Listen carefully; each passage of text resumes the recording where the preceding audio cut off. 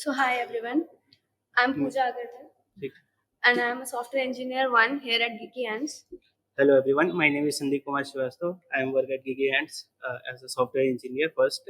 So today we are going to present our project Tech Tonic based on our OpenAI. Hand over to Puja. So today we'll be speaking about unleashing the power of AI for personalized tech stack recommendations. And this project we have built using OpenAI's fine-tuning methodology. And today these are our social handles so that we can get connected. Moving forward, I'll not start with introduction to ChatGPT or GPT or what it is. So we'll straightforwardly jump to architecture of GPT and how it itself is built. So can anyone tell me the full form of GPT itself? Uh, Actually, it is gener- generative pre-trained transformer.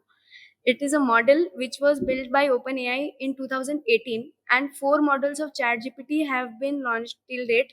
GPT-4 has not been officially launched; it has been announced in March 2023. So we have used GPT-3 to build our GPT-3 model, and we have trained it over our dataset so that we could make it to perform specific task that we wanted it to perform. So what GPT is? GPT is a natural language processing language model. So what natural language processing enables GPT with it, like Chat GPT or GPT itself can understand human understandable language, that is English. It can understand what you are trying to say. It can manipulate it, and it can provide you response in human understandable form as well. And ChatGPT uses deep learning and transformer architecture. So transformer architecture is heart and soul of GPT itself. It A lot of mathematical techniques and deep learning has been implemented so that it gives accurate results. Since Premavada has already explained what supervised learning and unsupervised learning is, so ChatGPT has been trained in semi-supervised mode, not completely in supervised mode or unsupervised mode. So how it was trained is it more than 45 terabytes of data in its initial stage, and that data was collected from Wikipedia, Reddits, and a lot of internet availability. Along with it, some of the literature books were also fed to ChatGPT so that it could understand grammatical composition of English language, and it could also do the sentiment analysis so that it can understand what a particular sentence is trying to say. And after doing this unsupervised learning, it was able to understand English language, but it was still not able to produce human understandable prompts. So for that, the human trainers of GPT implemented supervised training on it so that its accuracy could increase, and it was fine tuned in multiple iterations so that it could also generate response which is human understandable. So it was trained in 2 stages, as I already said. One is pre-training and another is fine-tuning. So pre-training was in unsupervised mode where it was fed data from internet, and during fine-tuning, the data which was required for increasing its accuracy was fed to it. And ChatGPT has a lot of applications. So what have been built on the top of GPT-3? So first thing is ChatGPT. ChatGPT does not require introduction today because all of us are using it in our day-to-day lives. Whether we are searching for a solution of a bug or we are telling it to write an email for our leave application, we are using it everywhere. And even some of us have integrated ChatGPT extensions in our Stack Overflow so that it helps us to find the bug and find the solution. But not only ChatGPT, a lot of robust systems have already been made on GPT-3, and one of them is Codex. Codex is uh, Codex is powered by GitHub itself, and it is specially trained to provide you solution related to your coding queries, and it can provide you customized solution for all of your bugs. And another one is Delhi that we already talked about, and another one which is one of my favorite is Unschooler. This will help you to search for all of the stuff that you need when you are researching on a topic or you want to prepare an assignment or anything. So after that, let's understand how ChatGPT was built on the top of GPT. ChatGPT's training was also done in 2 phases. One was pre-training and another was fine-tuning. During pre-training, was uh, it was fed linguistics and the knowledge regarding linguistics and English language so that it could understand what humans are trying to say. And for this fine tuning, we need structured data. How this structured data was produced? So while the engineers were working on building chat gpt, they found out a lot of flaws which were gpt, and they made a structured data fit to it. So this was reinforcement learning from human feedback. They were trying manually and checking the accuracy of ChatGPT itself, and from that they prepared structured data and they fed that identity to the ChatGPT so that its accuracy could increase. So let's move to next slide. What natural language processing is. Since Pramvada has told a lot about natural language processing, I'll not speak much about it, but natural language processing is a part of machine learning which focuses on interaction between computer and human language, so that the interaction is so smooth that the machine language model can directly understand what human is trying to say. Along with it, it can provide you the output even in human understandable form itself. Using natural language processing, computer can perform natural language processing, sentiment analysis, voice assistance. We can see a lot of voice assistants while we call for some service in service sector. Suppose you call someone and you want your refund or something, a voice assistant will come, it will talk to you, it will take all your details, and it will cater you similar way a human would do, and you will not even feel that some of your detail was missing or something you did not get. So the best implementation of natural language processing is in voice assistants and chatbots. Let's move forward. So let's see what are differences between supervised learning and unsupervised learning. In supervised learning, we use labeled data. We feed the model with labeled data, data along with its some additional information. Suppose you are trying to build a machine learning model that can recognize name of the fruit by seeing its picture.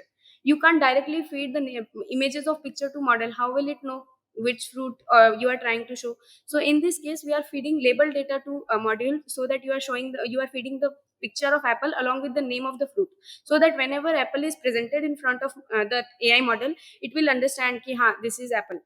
So in supervised learning, we are feeding labeled data to model, but in unsupervised learning, we are feeding the unlabeled data. In unlabeled data, we are allowing model itself, so that that model can understand the patterns and relationships between the data that has been fed to it. While in supervised learning, we are feeding both input and output to the model, so that it can give the output based on input what it is being fed to it. Supervised learning is said not to be more closer to AI, because in supervised learning we are doing more of data fitting, but in unsupervised learning it is said to be more closer to AI. There are two categories of supervised learning. One is classification and regression, and in unsupervised learning there are two categories: clustering and association. And these clustering and associations are found to be widely in use in data mining as well. We already saw example of supervised learning. So best example of unsupervised learning is a kid who is learning behavior from daily routine. So best example is a kid who used to cry while going to school in nursery class, doesn't cry anymore while he goes to school when he is in third class, because now he has known that is the part of his daily routine and he has to follow it. The kid who does not used to do his homework in class third starts being serious in its studies and starts preparing for board, because now he knows he has to crack the boards and he has no other option. The way kid is improvising himself from his daily routine and learning a lot of stuffs, the same thing model follows when it is under unsupervised learning, and it learns from what feedback it is being provided day to day.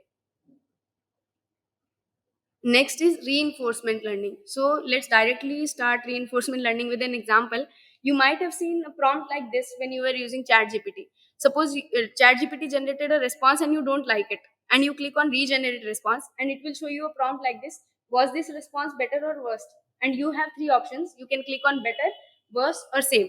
So suppose you clicked on better, then ChatGPT understand that ChatGPT understands the model, the response that is generated later was better, and now it understands itself, and it adapts a self-teaching system, so that it will generate the better kind of the response that you click better whenever the similar kind of input is triggered. But suppose you click on worst, so it will understand, okay, this model was this the response I generated was incorrect, and I should improvise my response, or I should not generate this kind of response when this kind of input is fed to me. And if you click on same, it will understand, okay, I have not done any improvement, and my the difference between both of the responses was not much. So in reinforcement learning, what model does is model is based on maximizing rewards.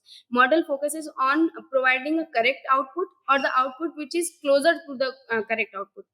So reinforcement learning is about increasing the productivity or accuracy of model itself. And let's move forward. Okay, so what is fine tuning? Fine tuning is a process of adapting a pre-trained machine learning model to perform specific tasks. So, in simple words, fine tuning is a process where you take a pre-trained model similar to GPT-3 and you train it over a data set that you have so that it can perform the activity that you are trying to train it onto. So, it adapts a pre-trained model similar to GPT-3 and it adjusts the model's parameter based on the new data set that you are feeding. Suppose how we use fine tuning is we took the GPT-3, we trained it over our dataset, and then it was able to recommend tech stack to the users who were trying to get information from it. So it saved a lot of time for us because we instead of creating a model from scratch, we directly took GPT-3 and we trained it. So it is, but there is one limitation of fine tuning that it is effective for tasks with limited labeled data only. It does not work with unlabeled data and it has to follow supervised learning. Another drawback of fine tuning is it requires more computational resources. How we use fine tuning? We fed label data to GPT-3 model and we fine tuned it in multiple iterations because when we fed it the data for first time, it was generating some random English sentences when we tried to hit because its accuracy was it was less than 10% because it was directly generating whatever it got, whatever English sentence was being fetched from it, it was generating. But when we tried to increase the size of our data set and after 2 to 3 iterations, its productivity increased and it was generating more and more accurate result. So we used this multiple iteration approach and we evaluated its performance using OpenAI's playground where you can directly go and check how your model is working, pass prompts to them and perform all the testing that you want. Next thing is differences between embedding and fine tuning. Since I told that fine tuning works with supervised learning only, so what is the alternative to it? Can't we train a pre-trained model using unsupervised learning? Yes, we can. So, and another alternative to fine tuning is embedding itself. So, what embedding is? Embedding represents data as vectors in multi-dimensional space, and embedding follows unsupervised learning. So, embedding models are allowed to capture patterns in data similar to the unsupervised learning itself. But there is one another drawback of embedding that you need to implement separate search techniques, and that search techniques are based on deep learning and mathematical computations. So it is a bit difficult to implement search techniques. But in the case of fine tuning, you are directly following directly following supervised learning, and you are directly feeding data to it. So we fed this kind of data to our model. You can see comma separated values. We fed this kind of data to our model and fine tuned it. But what if we didn't have, just a second, what if we didn't have this data? Then we had to use embedding so that we could feed unsupervised data to it. So these are the differences between fine tuning and embedding. And embedding is used where large unlabeled data is present, while fine tuning is used where task specific adaptation is required. Using embedding, you can create sentiment analysis systems or recommendation systems, while fine tuning is more used in question answering type of things. So let's start with introduction to our project, which is Tech Tonic. So Tech Tonic is a tech stack recommender. A lot of project managers find it difficult to identify which tech stack they want to use for particular use case when the deadline is approaching. Your developers don't have a particular skill set that you are looking into, and there are numerous technical options available. They find it very difficult to select the best tech stack that they can implement so that they can complete this project building thing faster. So Tectonic simplifies this task. It provides personalized recommendation based on specific needs. It simplifies decision making for project managers. It will take a lot of factors into account. It will ask you what is the size of your team, what is the duration of your project, what is the size of your project, what is the name of your project, along with it what are the skill sets that your developer have, so that it can identify which tech stack it should provide. However, it is already in development mode only, so its accuracy is 60 to 65% as of now. we are trying to implement a reinforcement learning in as well, so that we can also learn from feedbacks that how our model is performing, and implement a self teaching system in it, so that its accuracy can also increase. These are the key features of Tectonic. One, we are using fine tuned model, so that it can provide you inputs on the basis of what what context you provided to it. Another thing is project information, because it collect a lot and lot of information from user, so that they can feed all the data and get a tailored result out of it. Another thing is streamlined output. It will provide one line output to it, output to you, and a very in a very clean form, so that you can directly understand, okay, this tech stack I should use, and this is what I should proceed with, so that I can save a lot and lot of time and resources. Another thing is accuracy. So it has an accuracy of about 65%, and it has an user friendly interface, so that you can easily input your data. And it not only it provides you with tech stack, it also provides you with documentation links, GitHub account, GitHub projects on the same tech stack. Along with it might provide you with some Udemy videos that you can refer to, so that you can directly start building your project. And another thing is future proofing. So we have already taken future proofing also in consideration, so that we are trying to implement reinforcement learning in it as well. So here is the tech working of Tectonic, and now Sandeep will take over the stage to show how Tectonic works and explain a bit about it. Yeah, hello. First of all, we use OpenAI fine tuning for our defining your model system, and second one is like a front end integration. Let me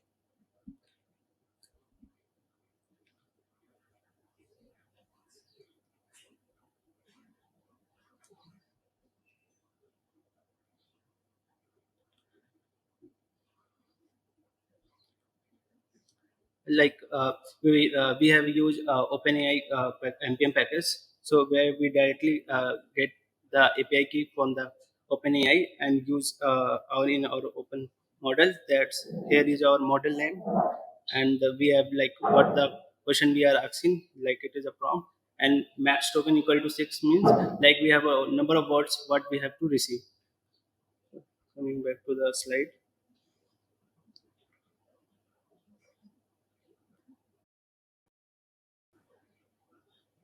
we also went 5 turbo integration to get like any other external resources for our which tech stack requirement that has. Let me introduce to the project.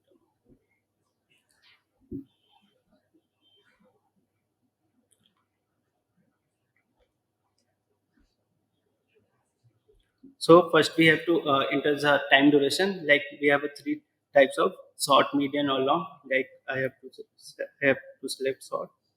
Next we have a time size. Like what type of team size you have. So let me select small. Then we have like type your app idea. We can also type. We can also select the suggested one. So we can select like to do. So on the next question, we have like simple question like designing skill. Like we are like our teams know HTML, CSS, and JS. Let me select basic one, and like similarity like any CSS framework like Bootstrap, Chakra, or Material UI. So we can select basic. Or do we have any UI UX team with our team? So right on I will select no. Like now we have to select what type of application we have to make, web or app. So for now I select web and click on the next. So we have to select now front end preference, like which technology we know. So I will select front end for React.js as a intermediate, and Next.js like basics, and don't know much about Angular view. So we can choose to the next option. Now we are to select the backend preference. So let me check Node.js as an intermediate, and we don't know about I think anymore. Let me select any others intermediate. Now at the last we have to select the what database we want. So I select MongoDB as advanced and MySQL as an intermediate. So wait for some time. Here we our model suggested one stack as a tech stack, and we can also click on the get more information, we get like any other external resource where we can learn these technologies. It takes 40 seconds to load.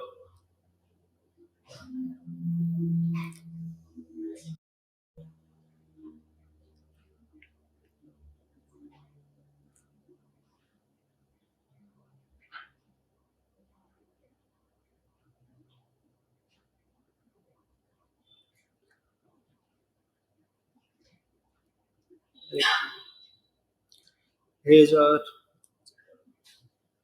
GPT-5 Turbo, where we are integrate on like as a backend. We directly pass the question, which question we want to ask, and hit the API key, and the response is generated. I think it takes some time.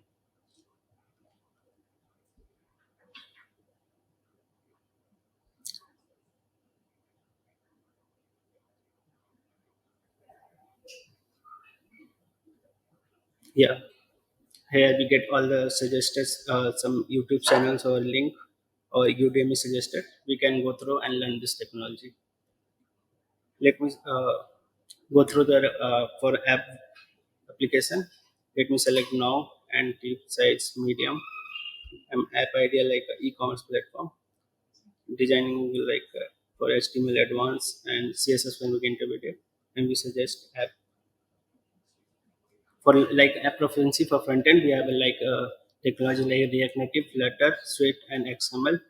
So select like React Native intermediate and front end basic, Flutter basics.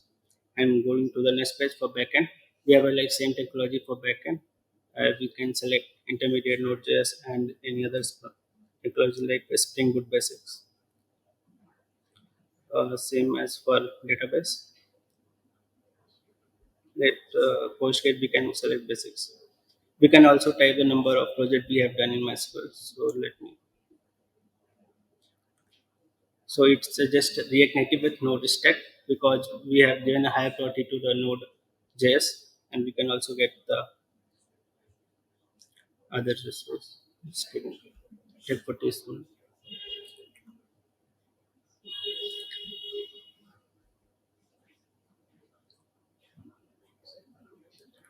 Yeah, it suggests like there's official React Native documentation and the Stack Overflow committee, all these resources where we can go through and learn this technology.